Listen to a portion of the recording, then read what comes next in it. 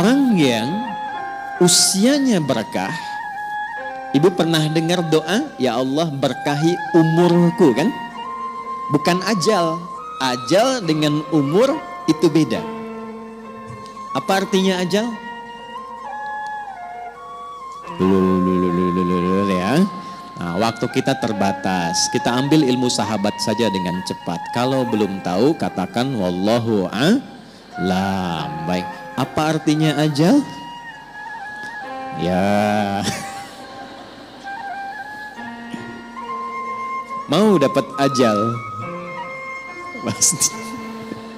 Udah kenceng diralatnya. Pasti. Baik, pasti. Baik.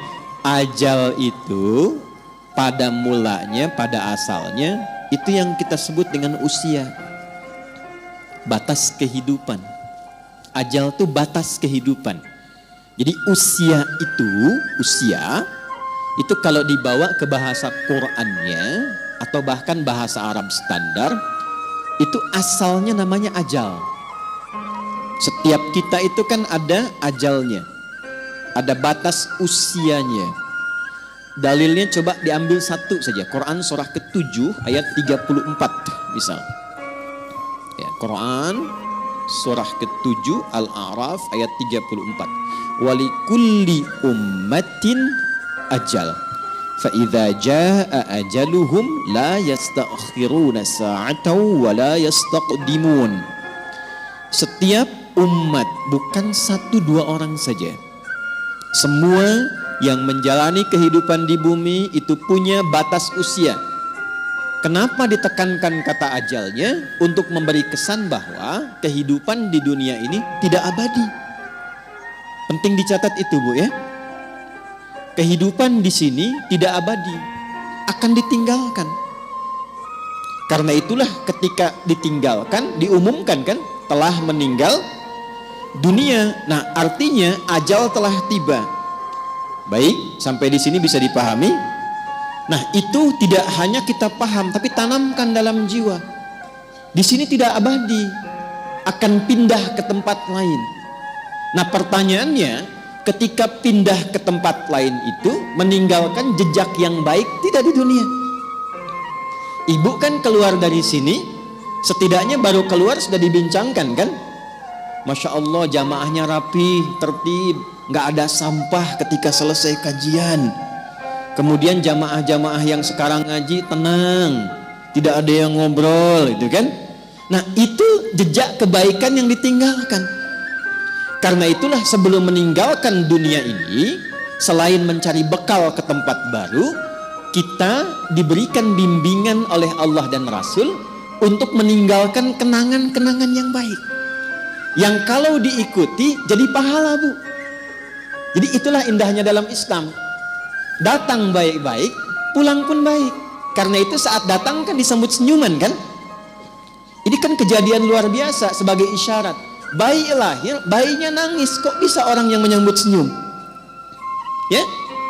Ada enggak ketika bayinya lahir misalnya yang lain ada yang menertawakan, yang meledek, mencela, rata-rata senyum. Tapi ketika meninggalkan dibalik, kita yang tersenyum, orang yang menangis.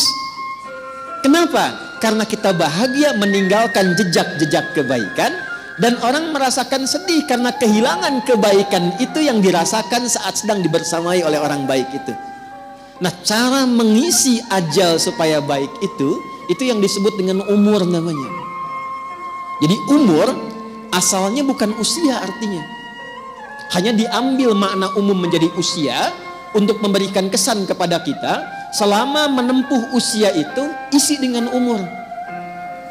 Contoh begini, ibu kalau ada yang tanya umurnya berapa, saya paham rata-rata 17 tahun ke atas ya, ada yang atas ya, ada yang atas, ada yang memang demikian. Tapi ketika kata umur itu muncul, itu maknanya 3. Nanti kita akan tarik ke kaidah dari Sayyidah Khadijah. 1, al-umur bimakna mengandung arti segala yang bermanfaat. Saya pakai kacamata nggak apa-apa ibu ya. Ya, untuk jelas menulis. Biasanya saya kalau menghadap jamaah ibu-ibu saya lepas kacamata. Ya. walaupun saya sudah berdoa kepada Allah dan sudah menanamkan pada diri saya, hanya istri saya yang paling cantik. Itu sudah doa saya yang paling utama. Ini live nggak? Tenang bun ya, aman insya Allah. Iya. Dan saya memohon kepada Allah demikian, ya Allah, jadikan siapapun yang aku pandang tetap istriku yang paling mulia. Dan jangan pernah tanamkan pada jiwaku keberpalingan dari istriku dan ketertarikan selain apa yang istriku ridhai. Jadi ibu jangan berharap banyak kepada saya. Ya.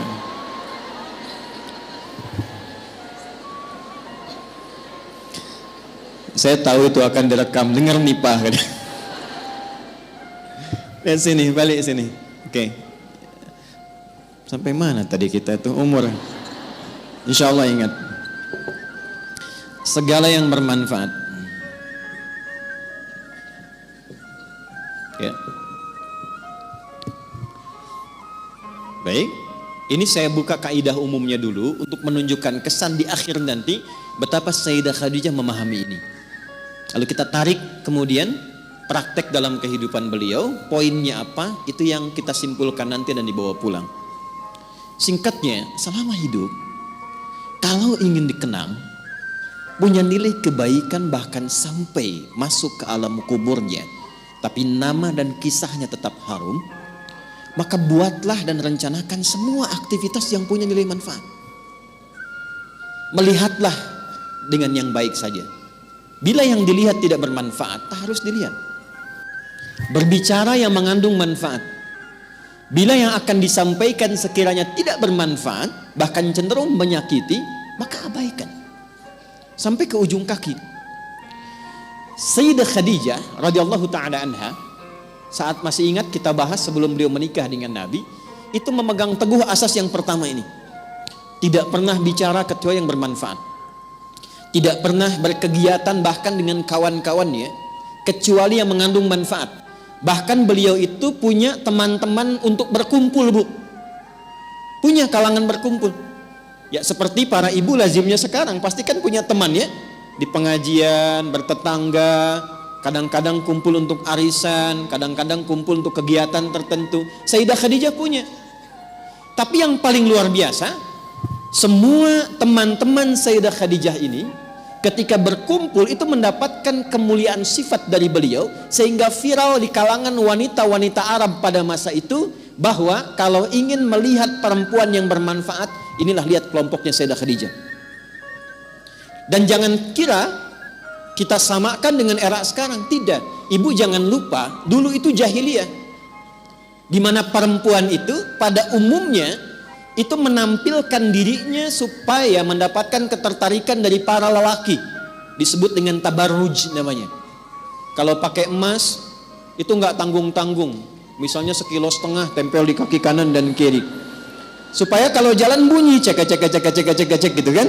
Ada yang lihat. Pakai pakaian terbuka. Ya, jadi kalau dilihat kondisi sosial pada masa itu, secara antropologisnya, secara budayanya, itu rata-rata perempuan, mohon maaf sekali, memang sangat terbuka keadaannya dan kurang menjaga diri. Tapi kalau sudah melihat Sayyidah Khadijah dan teman-teman beliau, itu semua hormat. Nyaris tidak ada yang mau bicara di depan Sayyidah Khadijah, saking hormat dan kagumnya atas wibawa beliau. Ini semua diam. Dan saat ada orang yang usil pun pada Sayyidah Khadijah, itu teman-temannya, ini sebelum menikah dengan Nabi, itu teman-teman sekitarannya itu langsung melindunginya. Berbuat sesuatu yang Allah telah tetapkan itu, jika kita menjalaninya dengan istiqamah dan dilakukan karena Allah, maka Allah yang menggerakkan hamba sekitarannya untuk menjaga hamba dimaksud. Jadi kalau dari sekarang ibu menjadikan semua aktivitas usia itu untuk menaati Allah, ya tidak harus dalam konteks sholat saja. Bukan hanya sholat, bukan hanya baca Quran. Saya ingin mengisi sisa hidup saya untuk menaati Allah. Mulai sekarang saya akan gunakan pandangan pada yang Allah sukai saja. Saya akan gunakan pendengaran pada yang Allah sukai. Saya akan gunakan lisan pada yang Allah sukai. Kata Allah, jangan gibah. Saya tahan gibah. Saya tidak Ustaz. Bagus. Tidak seperti ibu itu tuh. Kalau bicara, masih berarti. Tahan. Tahan. Itu kalau bisa dilakukan, Allah balas, mengangkat wibawa ibu. Jadi dari segi umur, itu akan dikenang. Ini orangnya orang berwibawa, orang baik. Ibu kalau nggak percaya silakan. Kalau melihat orang salih, solihat, malu kan kalau berkata kotor? Coba silakan, mau berkata yang kurang baik, walaupun terbiasa bergaul di tempat yang kurang bagus, bertemu orang begini nggak mau mengeluarkan kata-kata kotor. Saya kalau ketemu preman bu, nggak pernah berkata-kata kotor pada saya. Assalamualaikum Ustaz, Assalamualaikum Pak Kiai, doakan ya. Padahal sebelum itu dengan kawannya, keluar, ragunan keluar, tuh kan? Bahasa-bahasa yang tidak normal keluar. Tapi ketika kita berusaha menaati Allah dalam hal yang simpel saja, turunlah kemudian jawaban dari Allah dengan melindungi sifat-sifat baik kita untuk dikenal.